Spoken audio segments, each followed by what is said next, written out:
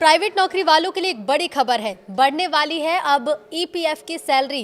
क्या है नया अपडेट, चलिए बताते हैं। नमस्कार, न्यूज़ 18 का डिजिटल प्लेटफॉर्म आप देख रहे हैं और मैं हूं रितु सिंह। सुप्रीम कोर्ट ने केंद्र सरकार को सैलरी लिमिट 15,000 से बढ़ाने पर 4 महीने में फैसला लेने का निर्देश दिया है। कोर्ट ने माना है कि बढ़ती महंगाई और न्यूनतम वेतन के बीच पुरानी सीमा बेमानी है। अगर सरकार ये बदलाव करती है तो लाखों कर्मचारियों की पेंशन और सोशल सिक्योरिटी का दायरा मजबूत होगा।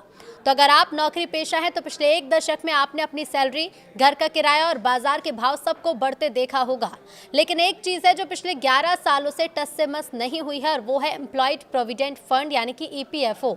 इसके लिए तय की गई सैलरी की सीमा। अब सुप्रीम कोर्ट ने इस रुकी हुई घड़ी को सही समय पर लाने के लिए केंद्र सरकार को कड़े निर्देश दिए हैं।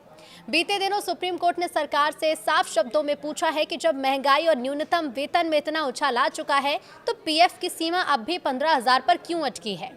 कोर्ट ने केंद्र को इस मुद्दे पर गंभीरता से विचार करने और अगले 4 महीनों के अंदर ठोस फैसला लेने के निर्देश दिए हैं। साल 2014 ये वो आखिरी साल था जब ईपीएफओ की वेज सीलिंग में बदलाव हुआ था। तब इसे 6,500 से बढ़ाकर 15,000 किया गया था। आज हम 2025-26 के दौर में हैं, लेकिन नियम वही पुराने। जनहित याचिका पर सुनवाई करते हुए कोर्ट ने इसी विसंगति पर उंगली उठाई है। दलील ये दी गई है कि आज के दौर में कई राज्य और सेक्टर्स में न्यूनतम वेतन ही 15,000 से ऊपर चला गया। ये एक अजीब विरोधाभास है कि सरकार द्वारा तय न्यूनतम वेतन पाने वाला कर्मचारी भी ईपीएफओ की अनिवार्य सीमा से बाहर हो जाता है। ईपीएफओ का मूल उद्देश्य रिटायरमेंट, पेंशन और बीमा जैसी सामाजिक सुरक्षा देना था, लेकिन ये सीमा अब सुरक्षा चक्र की बजाय एक बैरियर बन गई है। कोर्ट का मानना है कि पिछले 11 सालों में कोई संशोधन न होना गंभीर चिंता का विषय है। अब ऐसा नहीं है कि सरकार को इस समस्या की भनक नहीं है। हकीकत तो ये है कि ईपीएफओ के गलियारों में ये चर्चा लंबे समय से गर्म है। साल 2022 में ही ईपीएफओ की एक सब कमेटी ने सैलरी लिमिट बढ़ाने की सिफारिश की थी। यहां तक कि सेंट्रल बोर्ड ऑफ ट्रस्टीज ने भी इस प्रस्ताव पर अपनी मुहर लगा दी थी। इसके बावजूद फाइल आगे क्यों नहीं बढ़ी? तो कोर्ट ने याचिकाकर्ता को निर्देश दिए हैं कि वो 2 सप्ताह के भीतर सरकार को एक प्रेजेंटेशन सौंपे। इसके आधार पर सरकार को तय समय सीमा में अंतिम निर्णय लेना होगा। यानी जो फैसला ठंडे बस्ते में था उसे अब कोर्ट के आदेश के बाद फास्ट ट्रैक पर आना पड़ सकता है। अब ऐसे में सवाल यह है कि अगर सरकार कोर्ट की बात मान लेती है तो आपके लिए इसमें क्या बदलेगा।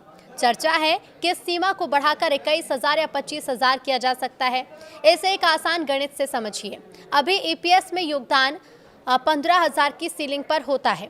अगर ये सीमा बढ़ती है तो आपकी पेंशन का बेस मजबूत होगा। उदाहरण के लिए अगर सीमा 25,000 होती है तो पेंशन फंड में हर महीने का योगदान 1,250 से बढ़कर 2,083 तक पहुंच सकता है। यानी साल भर में आपके पेंशन खाते में करीब 10,000 रुपए ज्यादा जमा होंगे। सरकार इसे ईपीएफओ 3.0 के विजन के साथ देख रही है, जिसका मकसद ज्यादा से ज्यादा कर्मचारियों को सोशल सिक्योरिटी के दायरे में लाना है। हालांकि इसका दूसरा पहलू ये भी है कि कंपनियों पर आर्थिक बोझ बढ़ेगा, क्योंकि पेंशन का योगदान उन्हें ही देना होता है।